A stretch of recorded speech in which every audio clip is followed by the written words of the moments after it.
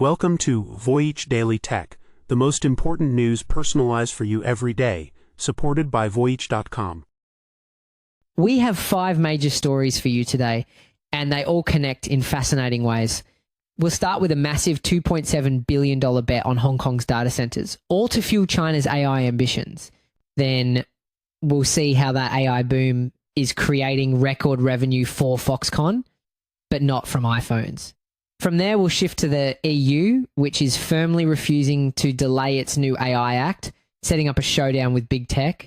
And speaking of big figures, we'll look at OpenAI CEO Sam Altman's declaration that he's politically homeless, challenging some long-held views. We'll wrap things up with Elon Musk's surprise new political party and the investor chaos it's already causing. So, a $2.7 billion bet has just been placed on Hong Kong, and it's not for stocks or real estate in the traditional sense. It's for the one commodity that's really powering the future. Data. Australia's Goodman Group is leading a massive consortium of some of the world's biggest and most cautious investors. We're talking Dutch pension funds, PGGM and APG, the Canada Pension Plan Investment Board, and even an unnamed Middle Eastern investor. They are all pouring billions into a single focused mission, building and controlling a data center empire in Hong Kong. And this isn't just some new venture. You know, Goodman's existing portfolio already accounts for a staggering 30% of Hong Kong's entire data center market by power capacity. This move isn't just an investment. It's a clear play for dominance. So what's driving this massive convergence of global money? The company's CEO, Greg Goodman, was very direct about the cause. He cited a big push in artificial intelligence in China, stating the country is on a big growth path and that Chinese operators are intensely interested in Hong Kong. This isn't just about servers and cooling systems. It's about building the digital backbone for one of the world's largest AI ecosystems. The demand for data processing is exploding, and these investors are racing to become the essential landlords. This is where the situation takes a more complex turn. Beyond this new partnership, Goodman is sitting on a $10 billion portfolio of industrial properties across Hong Kong. The CEO has already confirmed these sites could be redeveloped and funneled directly into this new data center partnership.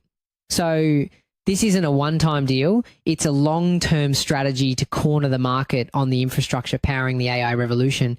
It all begs the question, as global capital builds this digital fortress, who will ultimately control the data that runs inside it? Speaking of the infrastructure fueling the AI revolution, it turns out the hardware side of the equation is seeing its own massive shakeup. The company that builds your iPhone, Foxconn, just posted a record-shattering $1.797 trillion in second quarter revenue. That's a nearly 16% jump from last year and an all-time high. But here's the fascinating part. The growth engine wasn't their most famous product. Revenue from smart consumer electronics, including the iPhone, was officially described as flattish. So where is all this record-breaking money coming from? 2 letters, AI.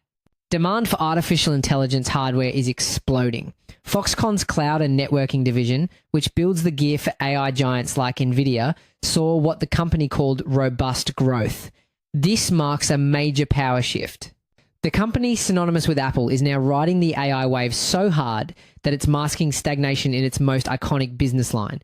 However, if you zoom out, you'll see another layer of strategy at play. Just as Foxconn is celebrating this AI-fueled boom, it's also sounding a major alarm. The company issued a stark warning, stating that the impact of evolving global political and economic conditions and exchange rate changes will need continued close monitoring. This is a huge statement from a company at the heart of the global supply chain. They are simultaneously beneficiaries of the biggest tech revolution in a generation and are deeply concerned about the stability of the world order needed to sustain it. The takeaway is a high-stakes paradox. The AI gold rush is officially on, pushing revenues to historic heights. But one of the biggest players in the game is telling us that the ground beneath their feet is starting to shake. The real question is, which of these two powerful forces will ultimately win out? So, while companies are racing to build AI hardware, governments are racing to regulate it. And nowhere is that more apparent right now than in Europe. The European Commission just drew a hard line in the sand regarding its new AI rules. In response to calls for a delay, a spokesperson delivered a stunningly blunt message. Let me be as clear as possible. There is no stop the clock. There is no grace period. There is no pause. This wasn't a message to just anyone. It was a direct rejection of a powerful coalition of tech giants, including Google, Meta, and even European heavyweights like Mistral and ASML. These companies had joined forces to ask the Commission for a massive delay on the landmark AI Act, not for a few months, but for years. The EU's response? An absolute refusal. They're sticking to the legal timeline with new obligations for general purpose. AI models kicking in this August and rules for high-risk systems locking in by August 2026. This situation presents a fascinating duality. On one side, you have some of the world's most influential companies voicing concerns over compliance costs and tough requirements.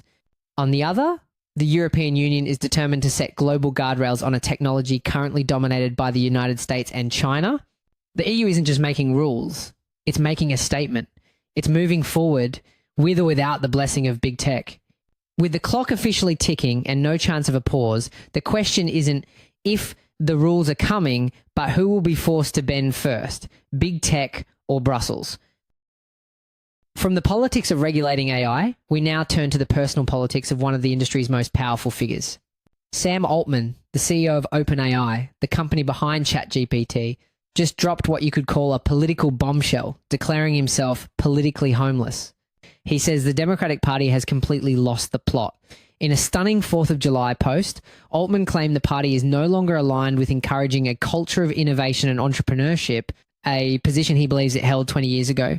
He's now championing a different ideology he calls techno-capitalism. The core idea is that we should encourage people to make tons of money and then also find ways to widely distribute wealth. Altman's argument is stark. You can't raise the economic floor for everyone if you don't also raise the ceiling. And, this wasn't just some abstract philosophical statement. It was a direct shot across the bow at a rising political movement. Altman wrote, "I'd rather hear from candidates about how they are going to make everyone have the stuff billionaires have instead of how they are going to eliminate billionaires." That comment appears to be a direct response to New York City Democratic mayoral candidate Zoran Mamdani, who stated just this week, "I don't think we should have billionaires." Mamdani argues that such concentrated wealth is a symptom of deep inequality that must be corrected. This creates a fundamental clash of worldviews at the intersection of tech and politics. So, the debate is on, should society aim to create more billionaires or eliminate them? One of the key architects of our AI future has now firmly picked a side. And speaking of tech titans making political waves, Sam Altman isn't the only one. Elon Musk just took things a giant step further, and it's already rattling his investors. Imagine this. A major investment firm was just days away from launching a new fund, betting big on Tesla. Then, suddenly, they slammed on the brakes. The reason? Elon Musk just announced he's starting his own political party. Out of nowhere, Musk declared on the social media platform X, "Today, the America Party is formed to give you back your freedom." That single post sent shockwaves through the financial world, immediately triggering a public standoff. The investment firm, Azoria Partners, was set to launch its Tesla Convexity ETF next week, a fund built entirely around Tesla's stock and options. But in response to Musk's announcement, they've officially hit pause, but the conflict didn't stop with a quiet postponement. It escalated very publicly. Azoria's CEO, James Fishback, didn't just delay the fund, he went on the offensive, issuing a direct and public challenge to Tesla's leadership. He stated, "I encourage the board to meet immediately and ask Elon to clarify his political ambitions and evaluate whether they are compatible with his full-time obligations to Tesla as CEO." The conflict goes even deeper. Fishback, the CEO now questioning Musk's focus, also used the opportunity to publicly reiterate his support for US President Donald Trump. This move comes right after Musk had fiercely opposed a major spending bill signed by Trump. We now have a pro-Tesla investor who is also pro-Trump openly clashing with Musk over his new political venture. Fishback claims Musk's move undermines the confidence shareholders had in Tesla's future. So is Elon Musk's political ambition now a direct threat to the very company that made him a titan? And how will Tesla's board respond to a CEO who is now trying to run a car company, a social media platform, a space company, and a political party? That's it for today on Voyage Daily Tech. Follow, share, and stay tuned for daily updates coming your way tomorrow.